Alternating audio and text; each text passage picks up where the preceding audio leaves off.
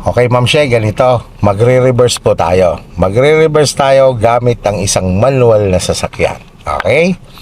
So, ganun pa rin. Clutch control pa rin to, no? So, ma'am, ang nag-a-atras o nagre-reverse, kahit anong dala mong sasakyan, lagi natin gagamitin si hazard. No? Sige, hazard po ikaw. And next, ma'am, unahin natin si side mirror.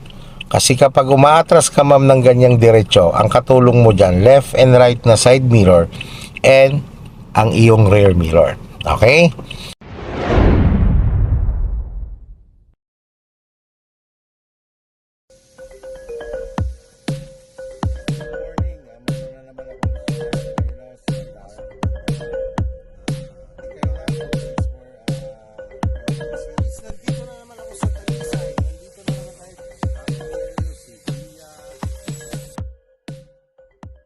And then next naman natin, ang management naman kay Manibela. Huwag malilito. Kapag umaatras ka po, para ka lang din pumupurward dyan. Ang ibig ko po sabihin, di ba, pag pumupurward tayo, pag pumupunta ka sa kaliwa, kaliwa din ang kabig. Ganon din po sa atras. Okay? Halimbawa, ma'am, gusto mong papuntahin sa right, ang kabig nun sa right. Pupunta yung sasakyan mo habang umatras, papuntang right. Okay? Ganon yun, ano? Ngayon naman, di ba, ganito. Nagtataka ka, bakit right? Kasi ang nagiging mindset kasi ng mga baguhang driver, kapag umaatras daw, ay opposite daw. Hindi. Kaya mo lang naman nasasabing opposite yan. Kasi kapag ikaw ay kumabig sa right, kapag umaatras, ang likod mo pumupunta sa right. Pero ang unahan mo ay pumapalo sa kaliwa. Kaya ang ginagawa natin dyan, halimbawa, katulad nyan, halimbawa, gusto mo siya pang papuntahin sa right. So, ang kabig lang yan, kasi diretso lang, ma'am Shea, ang kabig lang yan is about 1/4 lang. Ngayon, makikita mo ngayon na ang sasakyan mo, ang likod ng sasakyan mo, tumutumbok siya papuntang right. Ngayon, nung makita mo siya na tumutumbok na siya sa pa-right, hindi mo kailangan ibabad papuntang right. Kasi, yung unahan mo, ang papalo naman papuntang left. Kaya ang gagawin doon ay ibabalik po sa normal ang manibela. Now, okay, ganun lang din sa left. Okay na tayo dyan sa manibela. Management mo lang dyan, 1/4 sa kaliwa, 1/4 sa kanan. Ganun lang, ano. And then, syempre, kapag nakita mo na parehas na yung tagiliran mo, diretso na, parehas, diretso lang din ang manibela. Okay? Sa pedals naman. Okay? Sa clutch naman. Ang management naman ng clutch, para kang umiikot kanina. Diba? Nung umiikot tayo, binibitawan mo lang si clutch, hanggang doon lang sa gumagalaw siya. Opo. Para din siyang ginawa natin itong huli, yung stop and go. Pag binitawan mo si clutch at bumibilis ang pakiramdam mo sa pag-atras mo, clutch down. And then pag bumagal, bitaw lang ulit. Kumbaga, binaliktad lang natin ngayon. Kanina, nung bago natin gawin to, ginawa natin pa forward, di ba?